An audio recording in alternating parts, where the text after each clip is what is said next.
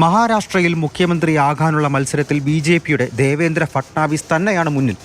എന്നാൽ 2.5 വർഷത്തേക്ക് മുഖ്യമന്ത്രിയാക്കണമെന്ന ഫോർമുല ശിവസേന ഷിൻഡെ വിഭാഗം മുന്നോട്ട് വെച്ചിട്ടുണ്ട്.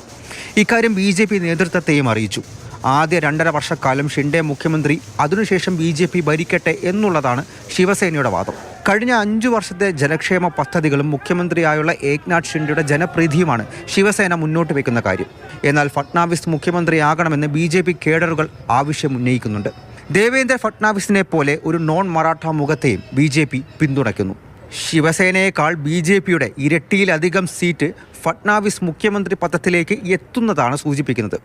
അജിത് പവാർ ആണെങ്കിൽ ഉപമുഖ്യമന്ത്രി സ്ഥാനം ലഭിച്ചാൽ അതിൽ സംതൃപ്തനായിരിക്കുമെന്ന കാര്യവും അറിയിച്ചിട്ടുണ്ട്. ബി.ജെ.പി കേന്ദ്ര നേതൃത്വത്തിന് മറുപടി ലഭിക്കാൻ കാത്തിരിക്കുകയാണ് മഹാരാഷ്ട്രയിൽ മുഖ്യമന്ത്രി മുഖം ആരാണ് എന്നുള്ള കാര്യത്തിൽ ഒരു തർക്കമില്ല എന്നുള്ളതാണ് നേതാക്കൾ പറയുന്നത്. മഹായുതിയുടെ യോഗങ്ങൾ നടക്കുന്നു. ഉടൻ തന്നെ ഒരു പ്രഖ്യാപനം നമുക്ക് പ്രതീക്ഷിക്കാം. അങ്ങനെയാണെങ്കിൽ നാളെ വൈകിട്ടോടുകൂടി പുതിയ സർക്കാരിൻ്റെ സത്യപ്രതിജ്ഞാ ചടങ്ങ് മഹാരാഷ്ട്രയിൽ ഉണ്ടായേക്കും. ജാർഖണ്ഡിൽ ഹേമന്ത് സോറൻ എന്ന പേരിന് മുകളിൽ മറ്റൊന്നും ഉയർന്നിട്ടില്ല.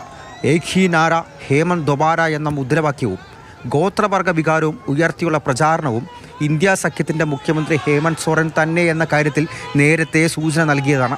സഖ്യകക്ഷികൾക്ക് നൽകാനുള്ള പദവികളിലടക്കമാണ് ഇപ്പോൾ ചർച്ച നടക്കുന്നത്. മാതൃഭൂമി ന്യൂസ്, ഡൽഹി.